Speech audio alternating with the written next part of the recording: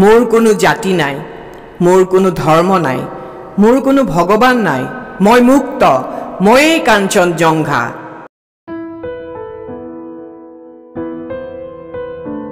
তোমাক উচ্চাৰণ কৰি প্ৰত্যেকজন অসমীয়াই উচুপি উঠিছে। ৰুমাল তিতি গৈছে প্ৰত্যেকজন অসমীয়াৰ, বুকুৰ ভিতৰত খান্দি খান্দি উলিয়াব নোৱাৰা এটা নাম জুবিন গাৰ্গ। কিয়নো তুমি জিন গৈ আছা মানুহৰ হৃদয়ত। তোমাক উচ্চাৰণ কৰি প্ৰত্যেকজন অসমীয়াই উচুপি উঠিছে। এনে কোন আছে যিয়ে তোমাৰ গানৰ গভীৰ ছাট লোৱা নাই জিৰণি? এনে কোন আছে যাৰ কণ্ঠত গুণগুণাই উঠা নাই তুমি? এনে কোন আছে যিয়ে টোপনি যোৱা নাই তোমাক শুনি শুনি? এনে কোন আছে তোমাৰ আঙুলিত ধৰি ধৰি আগবাঢ়ি নহা নতুন গান?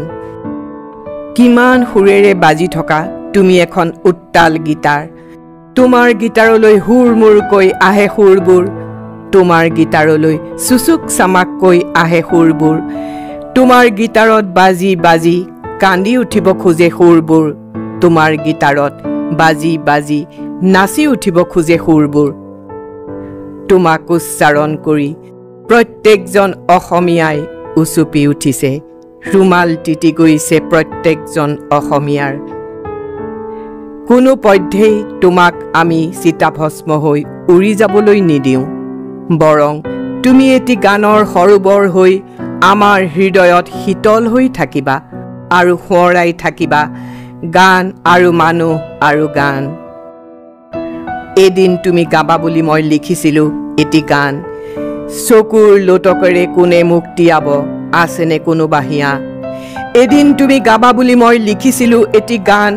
চকুৰ লোটকেৰে কোনে মোক তিয়াব, আছেনে কোনোবা হিয়া? আজি দেখিছোঁ চকুৰ লোটকেৰে তিতি গৈছে গোটেই অসমীয়া।